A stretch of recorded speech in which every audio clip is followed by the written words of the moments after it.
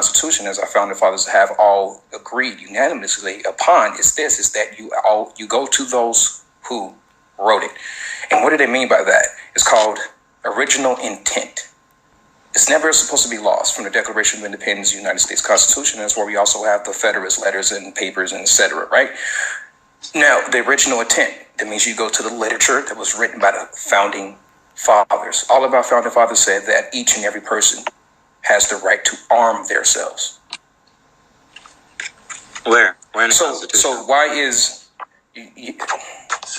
I don't think you just listen to anything that I just said. I heard right? you. So you said like literature of that the founding fathers wrote to try and use that as like evidence to support the to make sure to figure out what their intent was when writing the actual Constitution. Look at their ancillary papers, right? Correct. Okay, the right of people to keep and bear arms shall not be infringed. So the people. So it's not the people that form the military. So the people is the people of the United States. Okay. Well, then why would they include militia in there if they're talking about because women? What is a militia? What is a militia? What is a militia? The militia is not the military. Well, at that time they were formed of the army, right? I guess the U.S. Army was established in 1776 with the Constitution. Or it wasn't in the Constitution, but when America was founded, right? You were right. The U.S. Army was established with the Articles of Confederation, not the Constitution, but which is way after 1776. It was the Continental Army, which was a volunteer army, all right?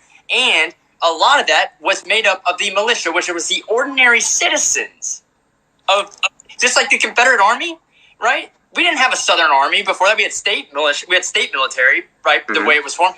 But a lot of the Confederate Army was just regular volunteers, right? That went to fight against the government. What I'm saying is a militia, is the people, the physically abled people in the United States that they can call up to help fight in the time of need. Which is, that means the people, militia or whatever, is the regular people of the United States.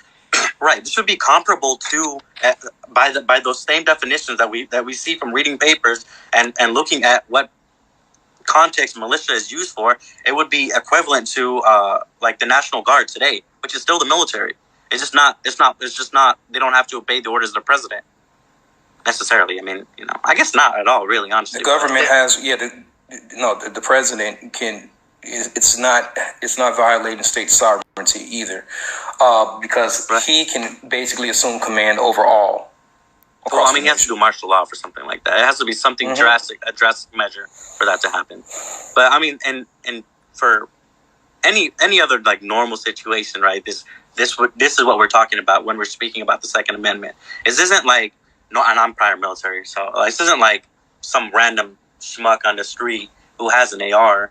As this isn't what they're talking about. This is talking about people and this well-regulated militia with a chain of command, with supply, with infrastructure that can support whatever mission that they need to support quickly.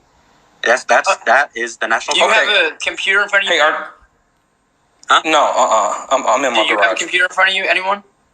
I can get. I do. Can you look up the historical definition of regulated?